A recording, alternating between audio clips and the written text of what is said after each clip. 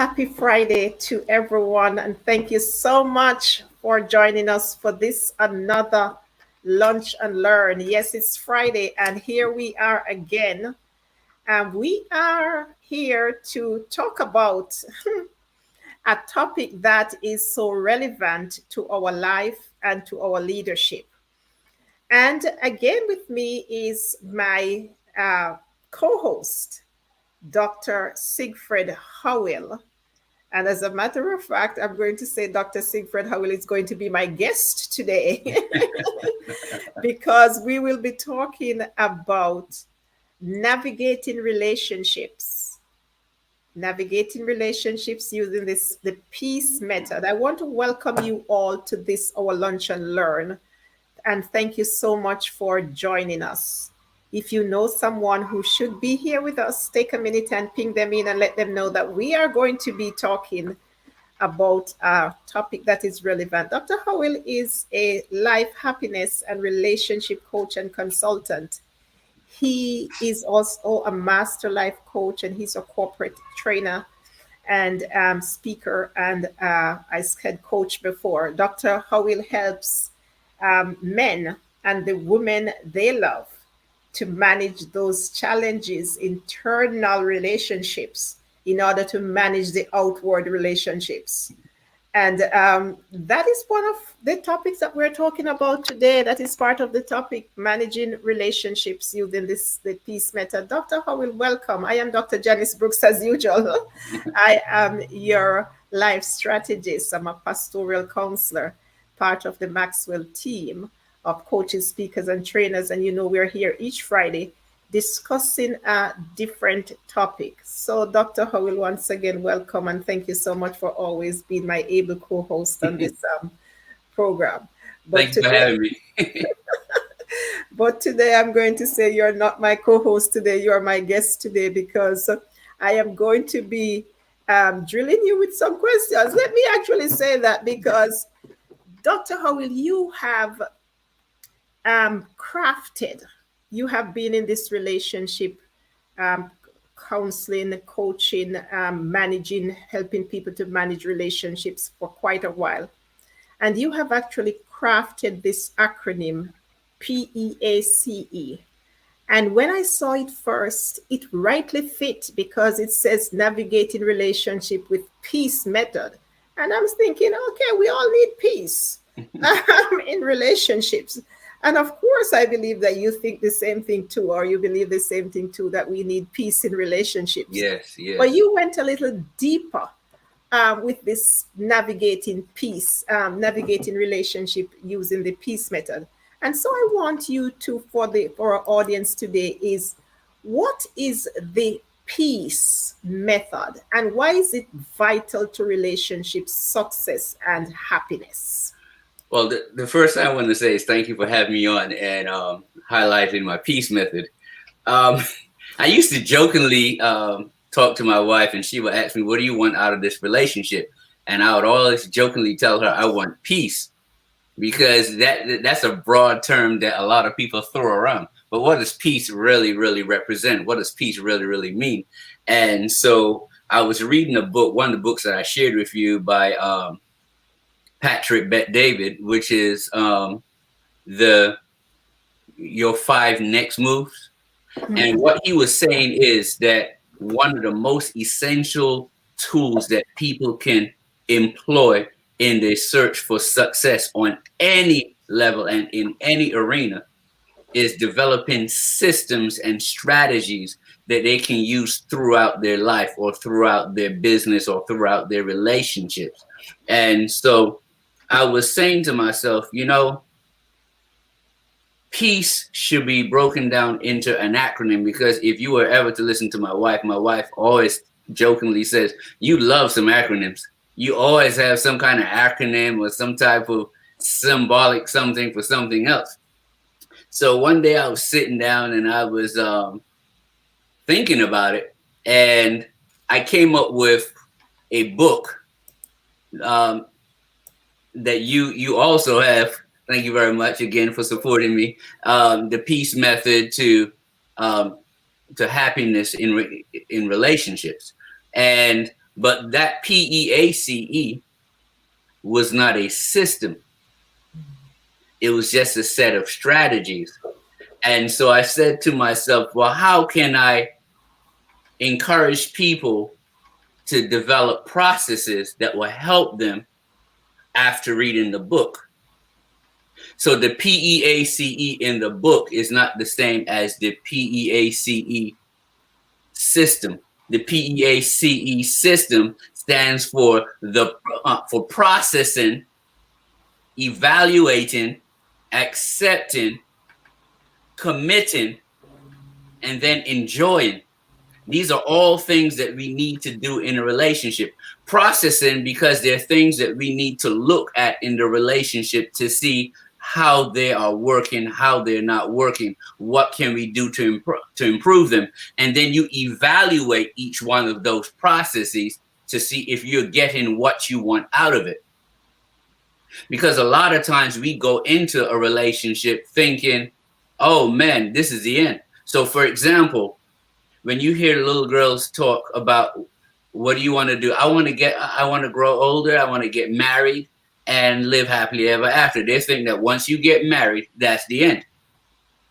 And so a lot of people are searching for the right person to get married to, not knowing that there is a series of steps that you need to employ to make sure that you develop a healthy relationship. And when you develop it, you have to sustain or maintain that relationship. So there are things that you need to do in order to keep that going. So you have to process, and you have to find processes that help you to maintain and sustain that healthy relationship. And then once you develop the processes, then what you need to do is now evaluate each one of those processes to see if they're working for you, if there are things that need to be tweaked, if there are things that need to be dropped off, because they're not working for you because of social inheritance.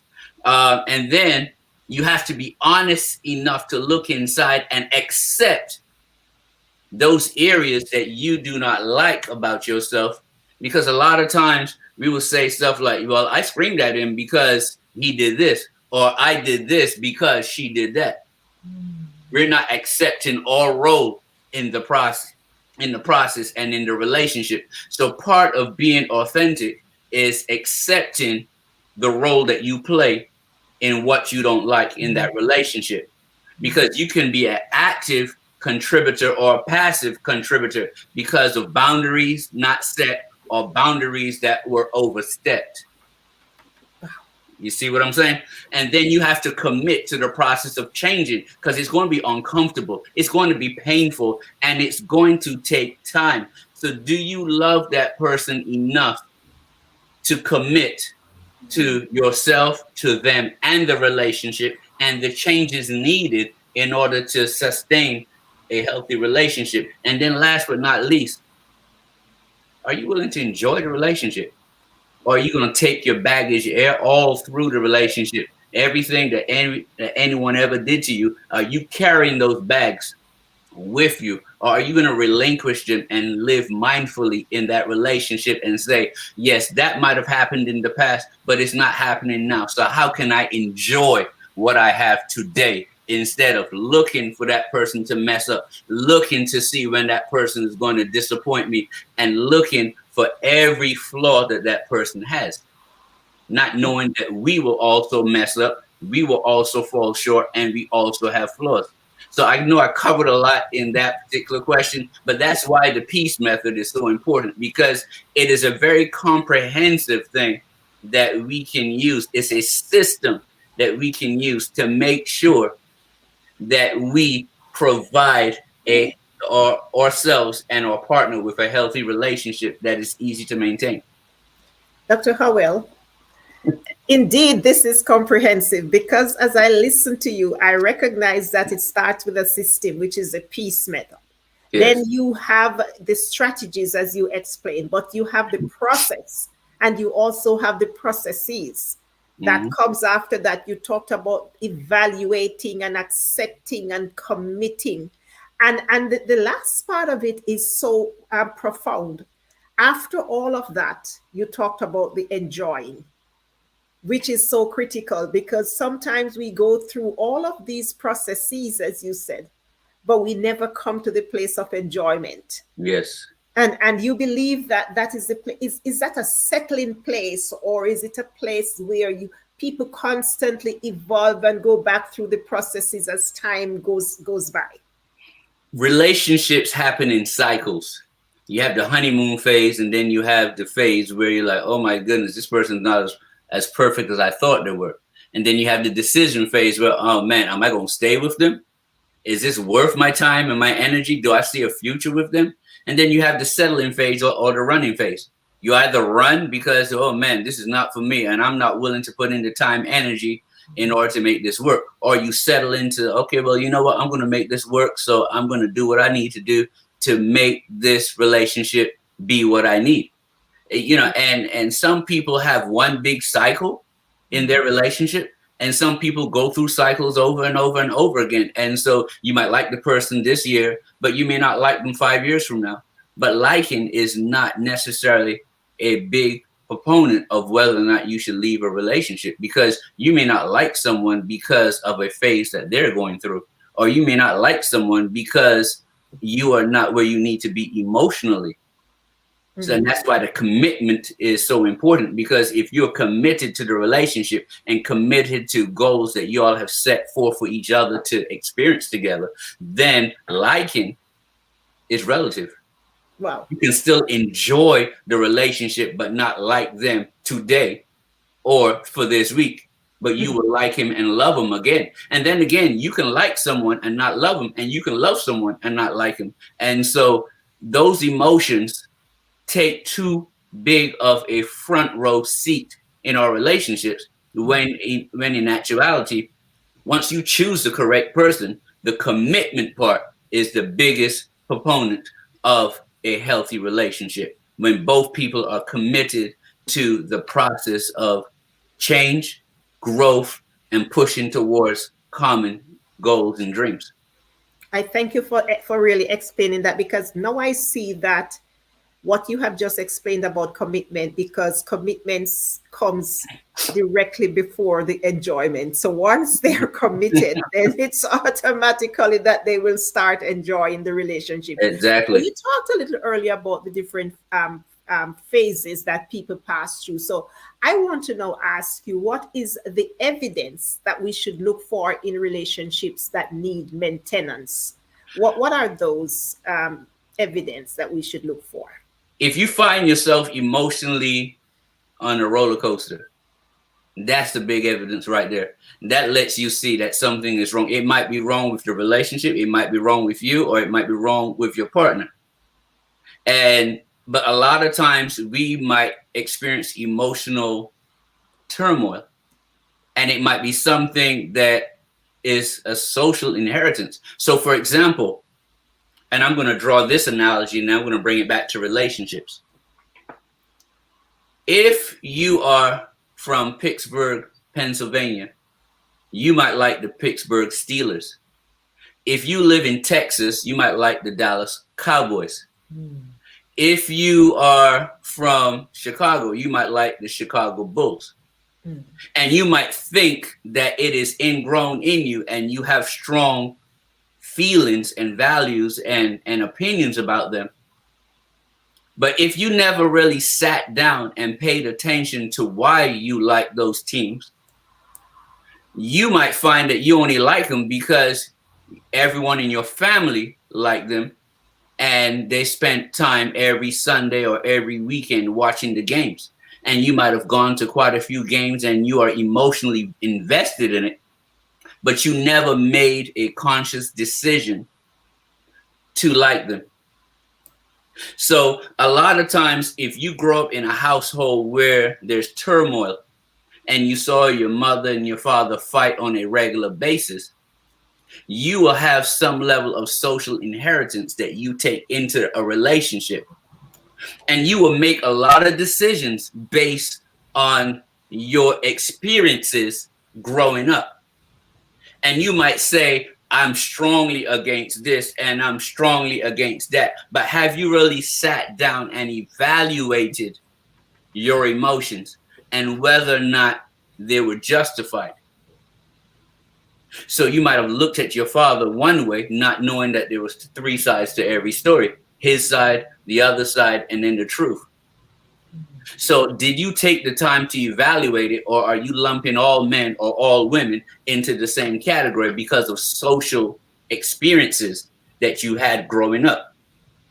And so we have to be very careful to make sure that we evaluate what we consider to be must haves, what we consider to be boundaries, what we consider to be essential things that we need in the relationship. Because oftentimes we might have just picked up these beliefs without evaluating them or processing the legitimacy of them. And so you have to evaluate your emotions. You also have to evaluate your emotional fitness, because I don't want to call it emotional intelligence, because emotional intelligence kind of suggests that it doesn't change. Emotional fitness is like exercise. Ever so often, our emotions get the better of us, and we got to bring them back into subjection. So my emotional fitness is the processes of evaluating myself to see if the way that I'm reacting to something is justified. And so some of the strategies we can use is journaling. So I can look back at my journals and see, hey, I see a trend here. There's certain things that I'm seeing in my behavior, and I can see a trigger here and a trigger there, and I can see where I need to change. And so a lot of times you evaluate what is going on in your life to see if there is a part that you play in the whole process. Wow. And so another thing that you can look at is your level of commitment. Am I 100% in, or am I going 50-50? Because I really do not like the term 50-50. We both should be going at 100%. And if you listen to Dr. Eric Thomas, he suggests everybody should give 120%. That means you give over and above the call of duty. And there's a law of value that says that if you give more than is expected, you will eventually be compensated for the value that you provide in others. And that's one of the laws of value. And so what I say is, don't focus on what's not right in the relationship. Focus on what's not right with you. Focus on what you need to change. Focus on the value that you can provide and the service that you can provide to your partner. Because if you chose the right person, when they see you and when they experience you providing value and service to them, and I'm talking about value and service based on their personality and based on their needs, they will reciprocate that back to you, because that's part of the law of value. The problem is in relationships, we hold back because we don't want to look like the fool. We don't want to look like we're being taken advantage of. We don't want to look like we're being stupid. So we hold back. And then if the relationship doesn't work, you hear people say stuff like, well, I could have done a little more. I could have fought a little harder. No, you fight hard. And if it doesn't work, you walk away with your head high, knowing that you gave it all. You have no regrets. Dr. Howell, it seems as if we're gonna have to probably do this in a seminar or a conference, because there is so much that is coming out of this here today. I hear you talking about, and this is really depth, Dr. Howell, the social inheritance aspect of life, Mm-hmm. where our experiences are shaped by what we have gone through. And so we develop this bias in our thoughts, even in our actions, because we're guided by the experiences more Mm-hmm. than having this kind of unbiased a mentality where I'm going to see things from the true lens. I'm going Mhm. to weigh the pros and the cons, or I'm going to be logical in my thinking. But our experiences tend to take the most effect on how we make decisions, how we live our lives. And experiences are good, aren't they?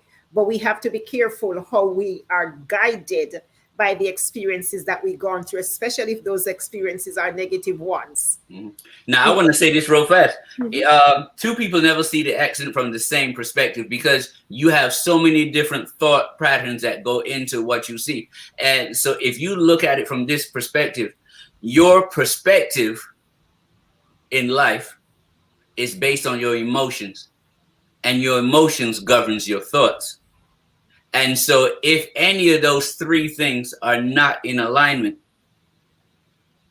your actions will always be off. Your actions will always be triggered. Your actions will always be unjustified because everything is not in alignment. So your thoughts can be governed by your emotions. Your emotions can be governed by your perspective, but your perspective can also govern your thoughts. And so those three things are the three things that we really need to look at in a relationship, because if you don't check yourself personally and see if your thoughts are right, your emotions are right, and your actions are right, you will never ever be able to accept your role that you're playing in the negative part of the relationship. And if you can't accept, then you can't commit 100%. And if you can't commit 100%, then you cannot get the enjoyment that you really deserve in that relationship. Well said, Dr. Howard. But I want to go ahead because we have a bit more time left, and I want to cover a few more questions based on Okay. what you have talked about.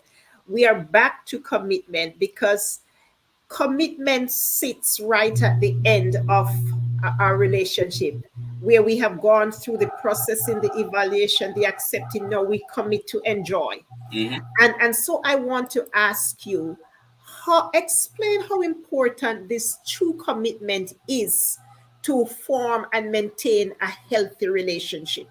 Because if commitment is that anchor that keeps a relationship, then talk to us a little bit more about that commitment. Look, listen, commitment is very profound. And I found that out in my own relationship because a lot of times I got married at 23. My wife was 21. And we were not old enough to know what commitment was. And we thought that because we loved each other, that was enough. Love is never enough because love is more about emotions than anything else. But what about the action part and what about the thought part? And so we have to make sure that all three of those things are working out. And so what I found when I was writing the relationship book is that you have to commit to yourself first. You have to commit to your imperfections first. You have to commit to self development first. You have to commit to service for your partner first. In everything in a relationship, you have to do first. You cannot sit back and wait for your partner to do it. See, if I'm doing myself first and you are doing yourself first, and I'm not talking about the selfish part, I'm talking about self development, I'm talking about self sacrificing, I'm talking about adding value and service, I'm talking about self reflection. If I'm doing all of that stuff first, and my partner is doing the same thing also first, we don't have time to look at each other's flaws. And so your commitment is to yourself first. Then your commitment is to your partner next. And then last but not least, the part that a lot of people leave out, your commitment is also to the relationship. Because your relationship is also a living entity. And a lot of times we let others into our relationship when they should not be in there. So if you tell your best friend everything that's going on in your relationship, now instead of two people in the relationship, now there are three people in the relationship. So if you tell your mother and your father, or you tell your sister or your brother, then you might have a multitude of people in your relationship, and each Mm, person has their own social inheritance that they're bringing in, and each person also has their own biases that they're bringing in to the mm, relationship, and they have their own experiences that they're bringing into the relationship, and some of them might be healthy, some of them might be toxic. So I think the only person that you should bring into your relationship besides a trained professional who is non-biased is God. mm. So if you're going to have a triangle in your relationship, let God be the triangle that both of you all are striving to be like. Because in a triangle, if I'm down here, my partner's down here, and we're both striving to be more like God, look how closer we get to each other. As we go towards God, we get closer together. So if we both work on each other and work towards being like God, we automatically become closer to each other. Wow. Dr. Howell, you have said so much. And the book we're talking about today, because our session is based on a relationship book. Do you have that book behind you there, Dr. Howell? Yes, I do. That is this one right here. It's called The Peace There we go. Method. Read the title for it The again for me. peace The method Peace to Method to love Love and and happiness. Happiness. The Peace. Finding happiness through selflessness and personal transformation. And that book is available on Amazon. It is also available on Dr. Howell's website, sigfridhowell.com. You can And it's follow. on Kindle. You can get the Kindle version and you can get the audiobook version Perfect. on Audible. Yes. For those persons who do workout in the mornings, do your walking in the morning, this is an excellent book for you to be listening to while you walk, while you do your workout, in your break in the days. It's about happiness, peace in relationships. So I'm hurrying along, Dr. Howell, because this seemed to be that we may need to come back for a second session about this peace method because there's so much depth to it. You talked earlier about, and I made a point in the chat here, in relationship, you must go first because I noted that that is the hallmark of commitment because you go first, then your partner go first. Both of you meet in that place of first. So there is no one going first and no one going second. If both persons are coming first, then both persons are going to meet right at the same point. Um, and my next question, Dr. Howell, is mindfulness is a large component in receiving a happy life. You stated that. Yes. So how is this mindfulness important to maintaining a happy and enjoyable relationship?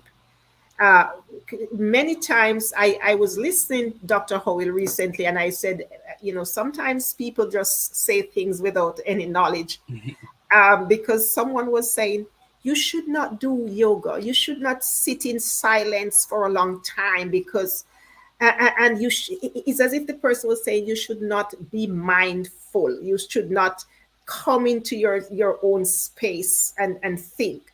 So talk to us about how mindfulness really enhances relationship, Dr. Howell.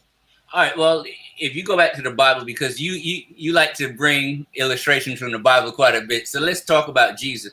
Jesus spent the first 12 years learning to the point that when he went to Jerusalem and he was left by his parents, he was schooling the scribes and the Pharisees and all. He was schooling the educated people in the temple to the point that they were amazed. Now, that was at 12 years old. Now, go forward to right before Jesus started his ministry. After he was baptized, what did he do? He went into the wilderness for 40 days. He already knew the information because he knew it from the time he was 12. Why did he go to the wilderness? And I suggest to you today that he went to the wilderness because he wanted to be mindful. He wanted to connect with his essence. He wanted to connect to what he was about to do. So having the information is different than using the information. You have to be able to apply what you know. And that's the most difficult part. And so he had to be at one with God before he could transfer his knowledge to others. Because people can tell when you're knowledgeable and people can tell when you have experience. There's a difference. When you in the trenches and you have knowledge and you take that knowledge and you apply it, that is the most important thing. So if you look at, I have several black belts in martial arts, and there's one thing to practice kicking, punching, and fighting, and then there's another thing to go into a fight and use all that stuff. Because the first time you get hit, that's when you realize, man, how do I put all this stuff together so I don't get another hit like that? So everybody want to fight till they get the first hit. When you get that first hit, a lot of people run away because they're not used to that type of pain.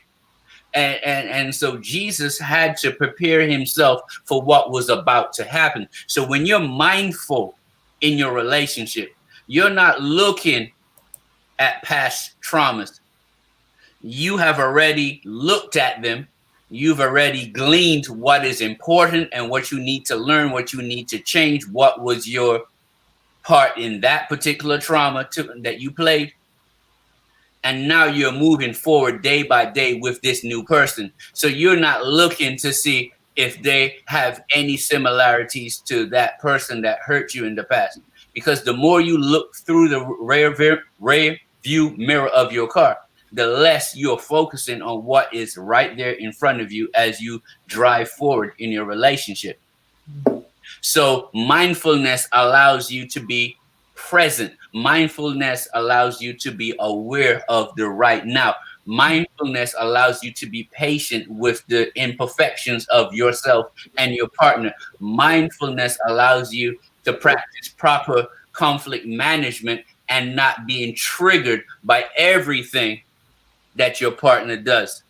So mindfulness also allows you to reduce stress because, like I said, you're not constantly looking backwards at the things that triggered you and hurt you. Wow. Uh, to my audience today, we are actually sitting with Dr. Siegfried Howell. He has been my co-host for over a year now on this program, one of my co-hosts. But today I'm talking with him about one of his books, which is called The Peace Method. And it's the steps and the strategies to love and happiness in relationships. And this is such a powerful book that Dr. Howell is sharing with us here today. And if you have not seen that book, I encourage you to go on over to Amazon and get your copy of this book. Because when he started, he told us that this P.E.A.C.E is really not about the peace that we think of, but yet it brings us to that peace at the end of everything, because it brings us to the last step where it is enjoyment. And when you're enjoying something, you're finding peace within that thing. So you're enjoying it. And he talked about the processing, which is the P, the evaluation, the accepting, the commitment, and then the enjoying part of it. And those two last part of it are literally the most critical aspects of any relationship. Because Dr. Howell, I think we have to do another session on this method somewhere in the future. Because when I think about how we can process things, and you talked about the different strategies, process, and even the processes, and you talk about the evaluation, because sometimes when we go through those strategies and those processes, we have to evaluate to see how things are going. Then you come down to, now it's good, let's accept it. But it's the commitment part is really where the nooks of everything is. And that's the depth of the relationship, Dr. Howell. You talked about it, and I made a note in the chat here that says, in relationships, you must go first. That is really a hallmark of commitment.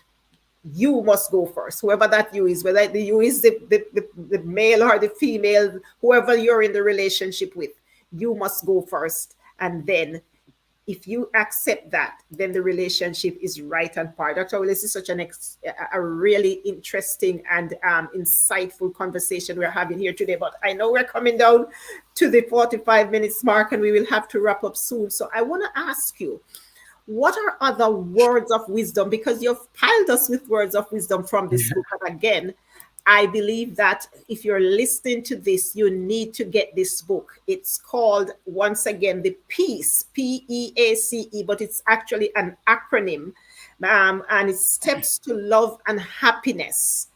I personally believe, Dr. Howell, and I'll have to go back here before I go to the last question. I personally believe that sometimes people enter into relationships believing that this is where it's at. So there is no preparation before they go into the relationship. And I believe this book helps them to prepare, because you start at the processing, then you come to the evaluation and the accepting and everything. So, Dr. Howell, my final question for you today is, what other words of wisdom can you provide to help us and everyone who is listening to further understand this peace method of relationships that will bring us into the place of love and happiness? Well, at the beginning, I told you that the P.E.A.C.E that was in the book was different from the P.E.A.C.E that was at the beginning of this particular session. In the book, the P stands for progress, meaning that there's always progress to be made. The E stands for emotional fitness, which I brought up a little bit earlier today. The A stands for being your authentic self. And that means you have to self-discover and know who you are on the inside, know your values, your boundaries, and be so comfortable in them that you stand up for them and in them on a regular basis in that relationship. No, not being fake.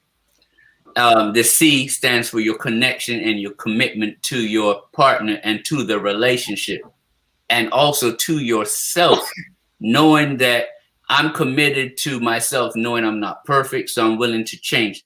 I'm committed to my partner because I know that they're not perfect, and I need to provide value and service to them to help them become the best version of themselves also.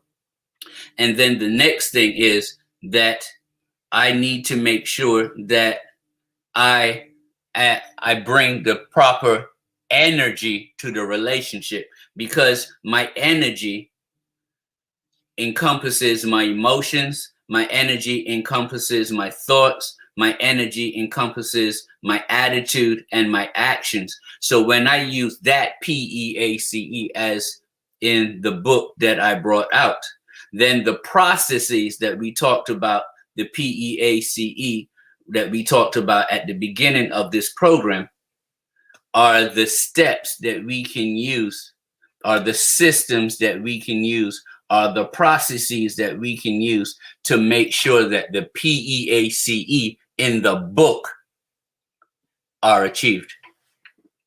And so last but not least, if you look at the balance that you have in a relationship, because a lot of times people think that when you're in a relationship, you got to spend all your time with that person and for that person. No, everyone has a cup, and your cup needs to be filled.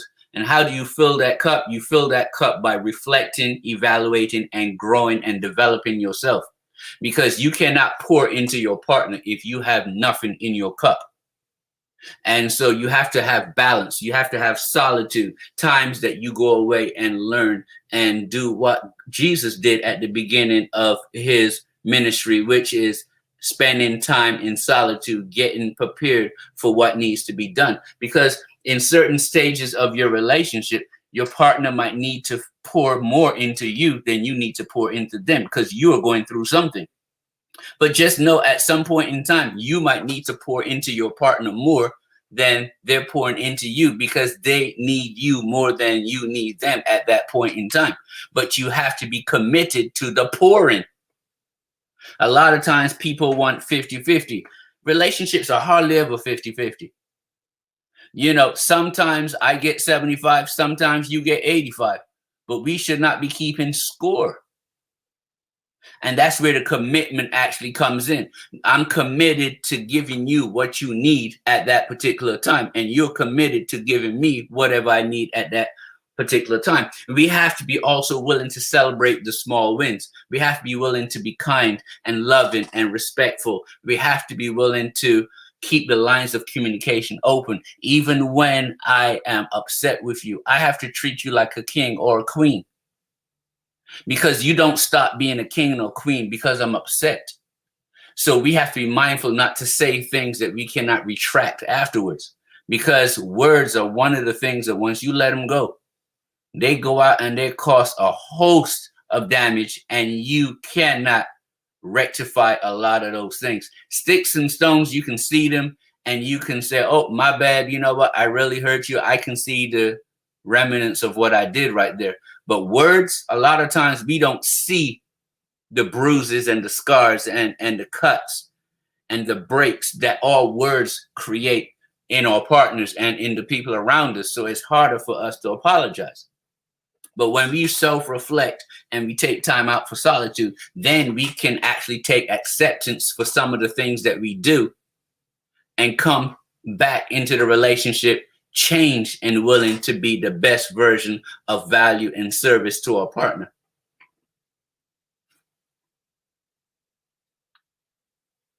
I can't hear you. Yes, I see that Dr. Marcia has joined the discussion and she talked about valid points that you're making. Sometimes you have to fill your cup before you can fill the cup of others, and that is critical. And you may need to pour into your partner more than what they are pouring into you. Yeah. Absolutely. You can't measure any 50-50, as you have said before. And Dr. Marcia had suggested, which I have just dropped in the chat, the link for the book on Amazon. And it's right there. It's called, it's on Amazon, Peace Method. The link is right there if you need to purchase the book. And I do believe that if you're listening to this and if you're in any kind of relationship, Dr. Howell has leaned in that book more to the intimate relationships in our lives. But I personally believe that this book is not just for intimate relationship. It deals with every aspect of relationship that you will have in life, because sometimes we go into social relationship, work relationships, and we believe that everybody should drop 50-50 in the bowl or 30-30 in the bowl. But as you said before, there's no 50-50. Bring your full self into the relationship. Mm-hmm. Bring all of you into the relationship. And sometimes we all fail in these relationships. But when we have a book like that to help us to walk that route to making the relationships better, when we have a book like that, you have there, Dr. Howell, we are better able, because we are not yet at a place of perfection. We are every day trying to become better and better. I see a comment in the chat from Dr. Martian. It says, I feel we need to be more cautious about unconditional pouring into persons that prove over and over and indicate over and over that they don't want us to pour into them. We should never. And yes, that is wisdom. I think Dr. Howell ended the last part of his sentence, his statement about wisdom, using wisdom when we are in relationships too, because without wisdom, we're going to be doing some things that we ought not to do. Thank you so much for that sharing, Dr. Marcy. I think we have come to the end. We are on the 45 minutes mark. We've come to the end of today's session, and I do believe that this was really such an interesting topic and book that we talked about today. I didn't even get to go deeper into the emotional filters that Dr. Howell talked about, because those are also critical points.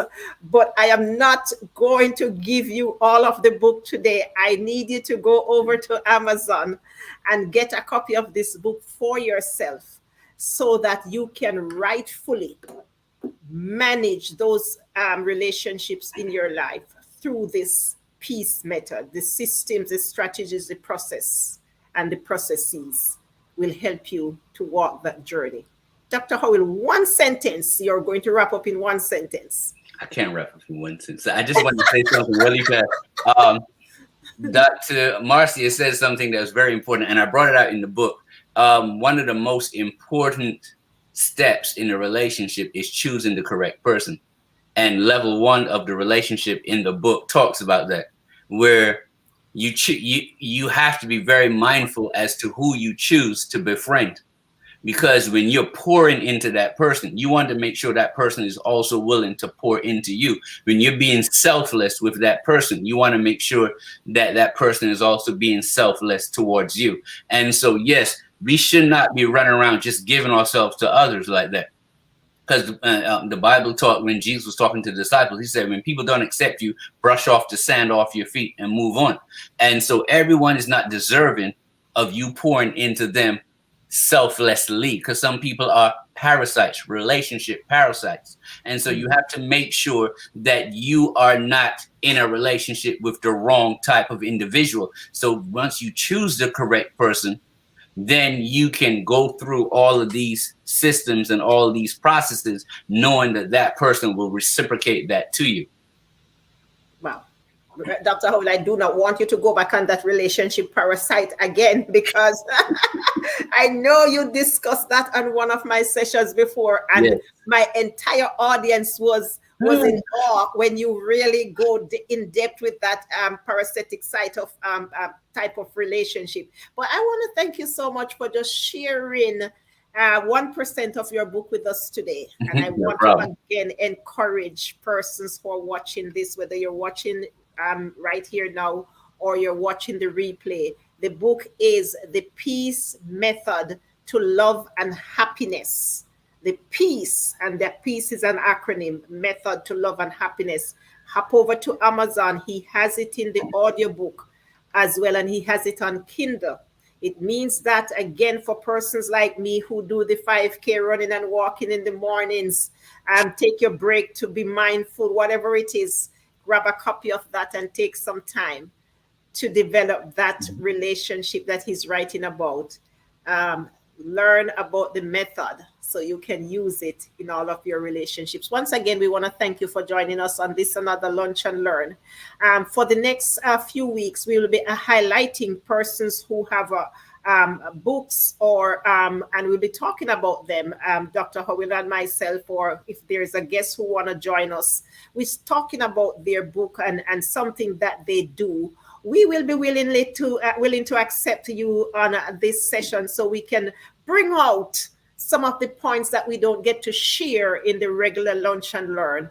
I want to thank you so much. God bless you, and you have a wonderful rest of your weekend. Dr. Howell has over 20 books on Amazon. I'm not even sure when we will be ready to, we will be finishing going through all of those books that he has. But yes, let's talk about the practical aspects of life and what we do each day to help each other. God bless you, and you have a great rest of your week. We are out of here for this week. Bye, everyone.